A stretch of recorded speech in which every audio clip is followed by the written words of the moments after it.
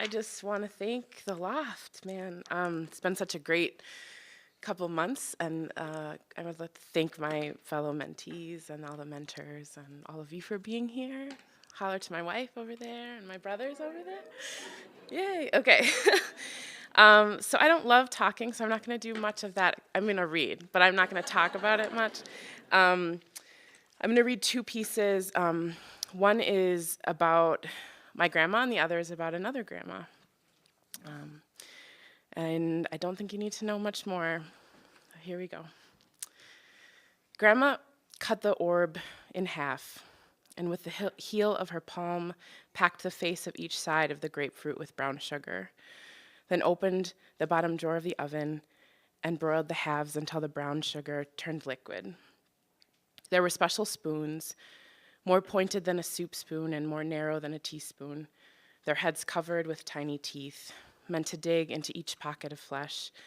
The bites had no hint of bitterness, sometimes associated with the pink juice, just bright and sour and sweet. She found the membrane between each triangular carpel and slipped the spoon along the rind deep into the pulp until it was only juice. I did the same, following her lead. Grandma taught us to eat as Danes did. She kept carrots and celery standing in cold water in the fridge waiting us. Always open-faced sandwiches on dark rye toast, a thin layer of butter, and then some sort of schmear or salad like chicken or egg or ham or turkey piled on top.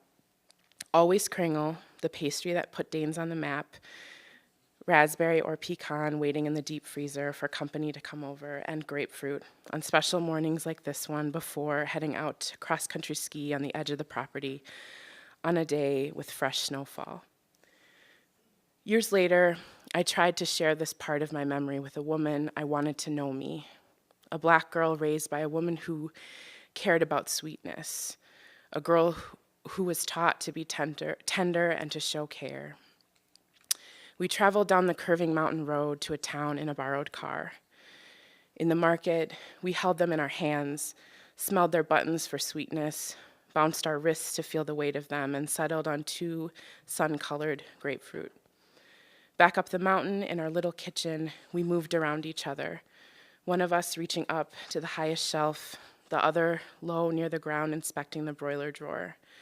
A dance. I fumbled with the latch, couldn't remember if the door was meant to be opened or closed, the oven different than my grandmother's. I was making it up from my memories of the way she moved the path from task to task. I was unsure then of the timing, how long to leave them in there, or if looking would wreck the magic. Her hand was on my lower back. Why do you think they're called grapefruit?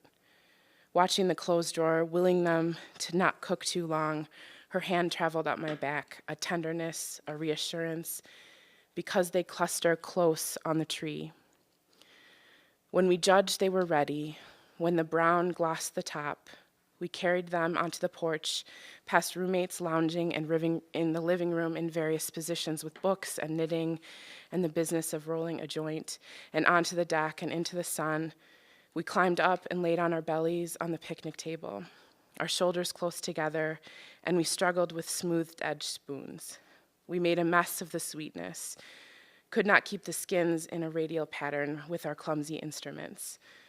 Not frustrated, but excited for the excuse, she lifted the bowl of the peel to her lips and drank the nectar, let the sticky juice coat her fingers. When the skins of the fruit were picked clean, we flipped on our backs and watched the sky. Grandma taught me how to do that well, to let the snow hold your fatigued body, to slow your breathing, to celebrate the labor, even when it wasn't smooth, when your clumsy skis only find the glide for a few strides at a time, to be silent together, wondering if the other sees the hawk far off on the high branch, or the way the wispy white clouds move slowly across the sky. Right, thanks.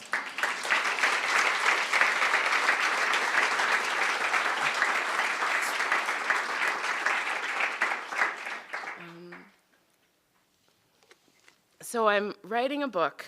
I'm writing a memoir about the formation of lots of different kinds of identities.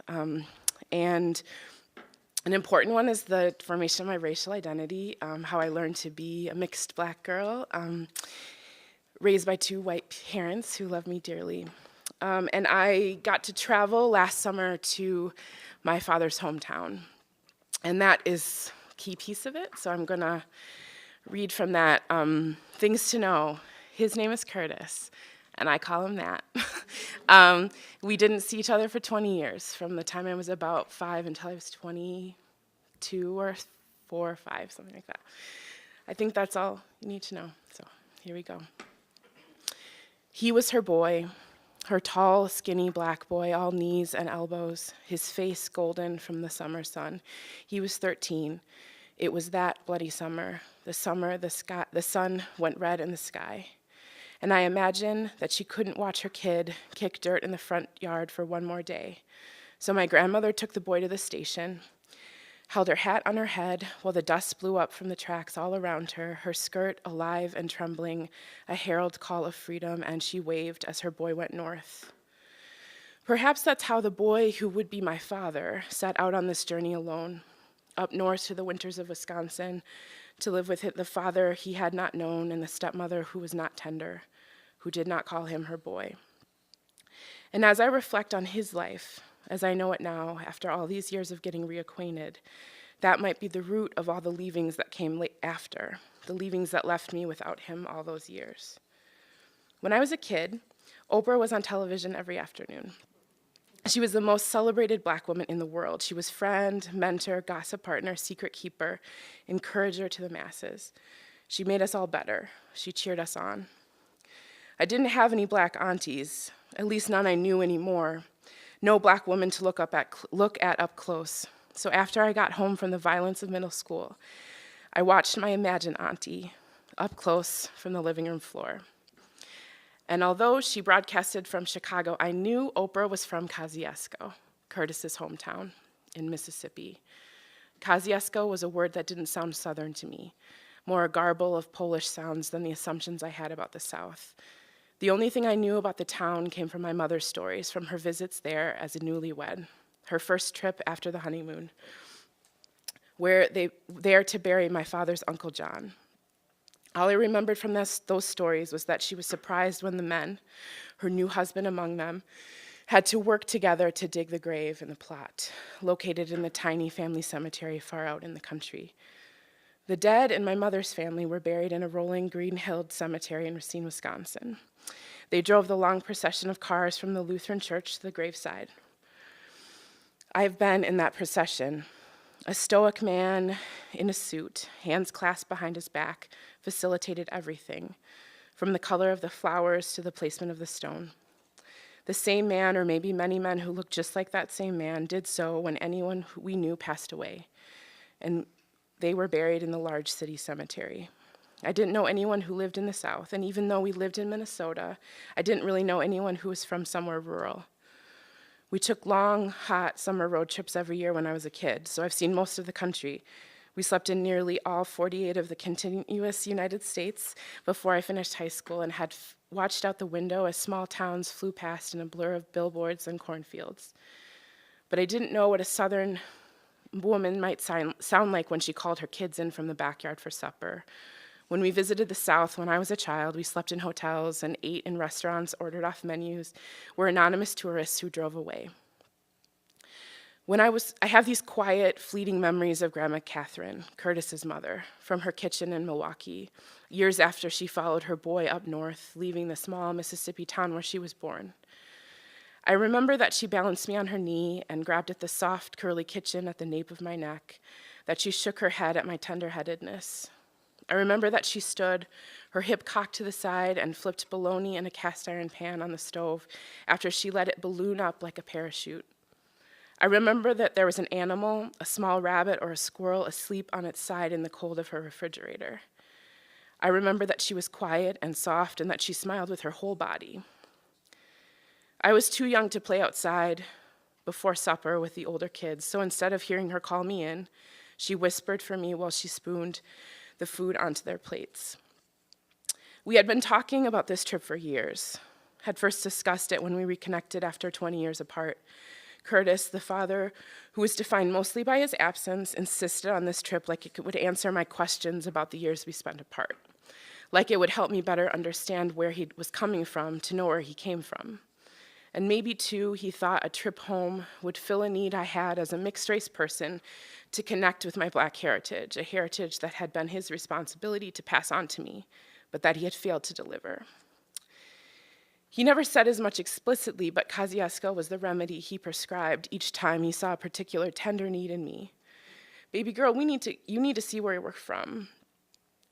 My 8-year-old sister Leah would travel with us on this journey and get her lesson in Southern heritage alongside me. Unaware of its significance, but bubbling over with excitement to spend time with her daddy, to eat fast food, swim in a hotel swimming pool, and see a place she'd never seen before. Before we left Milwaukee for our road trip south to Mississippi, my Wisconsin aunts and uncles gathered on the front porch of my Aunt Gail's house. I remember photographs of my father and his siblings on steps like these, sitting in the orange light of dusk, knees high or leaning against pillars in polyester fashion of the 70s. They were gathered again in front of Big Mama's house, laughing, clowning each other, recalling stories together, talking over and under each other, dogging, exasperating, gossiping. This time, they met to send us off on our trip, to make sure we picked up some pecans, that we told so-and-so they send their love. On the porch of her home, in the cacophony of their rapport, Auntie Gail braided my dreadlocks into a tower on the top of my head, in view of the tree adorned with a memorial for her gunned-down boy. Her teenage son, Brandon, was killed in a drive-by shortly before I could meet him, when I'd met all the other cousins a few years before. The plastic flowers and limp stuffed animals had started to weather and gray, merging with muted tones into each other. The sadness I felt in the shadow of their grief at this great loss was partly rooted in a regret at not having the opportunity to know him. This regret permeates many of my relationships with people on that porch, in that family. A young Black boy's body is a vulnerable place to live. Down back home in Mississippi, or up where they went to get away from the violence of Jim Crow and its residue. Milwaukee was teeming with that kind of threat. Carefully, gently, in a way that Auntie Gail was not capable of when, barely a teenager, she had watched me as a child. She twisted my locks into braids and braided those braids together into a crown. I sat still, steeled against the tender-headedness I still had, and the inelegance it was to be touched so personally. Now much taller than her small frame, I sat between her knees, and she promised next time I was in town that we'd have more time together and she'd tighten them up real good. Her offer carried with it a promise that we would continue this way, getting closer, more known to each other. These promises buoyed me against the doubts that the distance brought, because I wanted, as a child, as I did when I was small, to be safe and to be part of them. Thanks.